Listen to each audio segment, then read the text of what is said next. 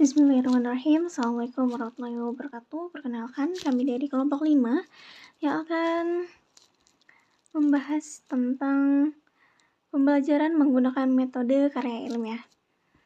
Adapun langsung kepada pembahasan, yakni adanya pengertian metode karya wisata. Metode karya wisata adalah salah satu pendekatan pembelajaran yang melibatkan siswa untuk belajar di luar kelas melalui kunjungan langsung ke lokasi tertentu yang relevan dengan materi pembelajaran. Adapun melalui karya wisata, siswa tidak hanya diajak untuk memahami teori saja, tetapi juga bagaimana teori tersebut diterapkan dalam kehidupan sehari-hari. Metode ini sangat efektif diterapkan pada pendidikan anak usia dini. Anak-anak pada usia dini belajar lebih baik melalui pengalaman langsung dibandingkan hanya mendengarkan atau membaca. Adapun prinsip-prinsip dasar metode karya wisata, yakni adapun satu relevan dengan materi pembelajaran. Tempat yang dikunjungi harus memiliki keterkaitan langsung dengan topik ataupun materi yang sedang diajarkan. Yang kedua ada kegiatan yang terstruktur. Guru harus membuat perencanaan kegiatan yang jelas dan terorganisir, mulai dari menentukan tujuan kunjungan, menyusun jadwal kegiatan, hingga menyiapkan tugas atau lembar kerja yang relevan. Adapun 3, melibatkan siswa secara aktif, yakni selama kegiatan siswa tidak hanya menjadi pengamat, tetapi juga diajak untuk berinteraksi, bertanya, dan beredukasi. Adapun yang keempat, yakni pengalaman yang bermakna. Karya wisata harus dirancang untuk memberikan pengalaman yang mendalam dan berkesan bagi siswa. Pengalaman ini tidak hanya membantu siswa memahami materi, tetapi juga mengingatnya dalam jangka waktu yang sangat lama. Mungkin materi 1 hanya cukup sampai di sini. Selanjutnya yakni ada rekan saya. Langsung saja kepada Bunda Tira Sulaiman. Waktu dan tempat saya persilakan. Assalamualaikum warahmatullahi wabarakatuh. Saya Tiara Sulaiman akan melanjutkan materi yang telah disampaikan oleh rekan saya yaitu Nur Hafifah Ramadhani.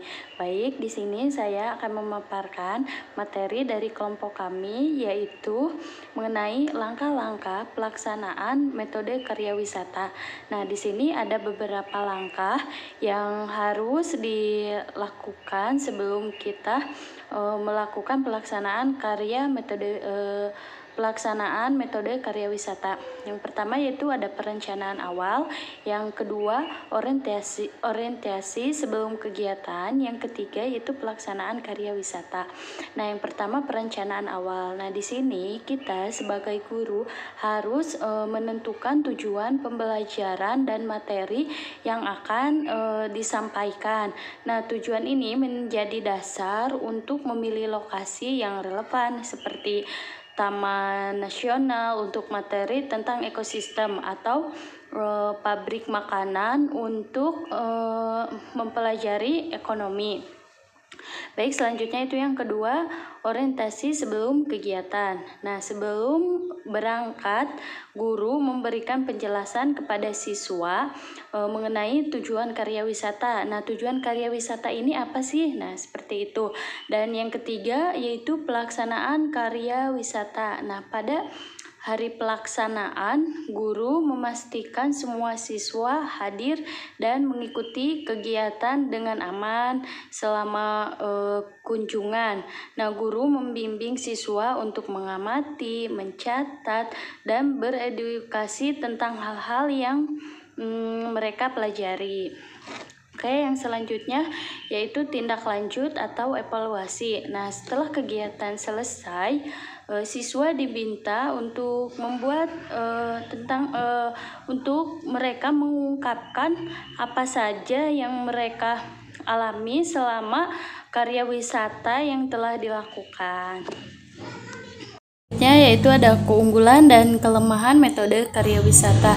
Nah, keunggulan metode karya wisata yang pertama yaitu untuk memberikan pengalaman nyata, dan yang kedua meningkatkan motivasi belajar pada anak, yang ketiga mengasah keterampilan sosial, dan yang keempat yaitu untuk menghubungkan teori dengan praktik. Adapun kelemahan metode karya wisata yang pertama yaitu biasanya biaya yang relatif tinggi, dan yang kedua waktu yang dibutuhkan itu lebih lama, dan yang ketiga itu risiko keamanan. Nah, di sini biaya yang relatif kegiatan ini membutuhkan biaya tambahan seperti transportasi, tiket masuk, dan konsumsi. Baik, untuk selanjutnya yaitu contoh penerapan metode karya wisata. Yang pertama yaitu pelajaran sains, yang kedua pelajaran budaya, yang ketiga pelajaran ekonomi, dan yang keempat pelajaran sejarah, yaitu kesimpulan. Nah, metode karya wisata ini merupakan salah satu pendekatan pembelajaran yang efektif dalam meningkatkan pemahaman siswa terhadap materi pelajaran. Melalui pengalaman langsung luar kelas, siswa tidak hanya belajar secara teori, tetapi juga memperoleh pengalaman nyata.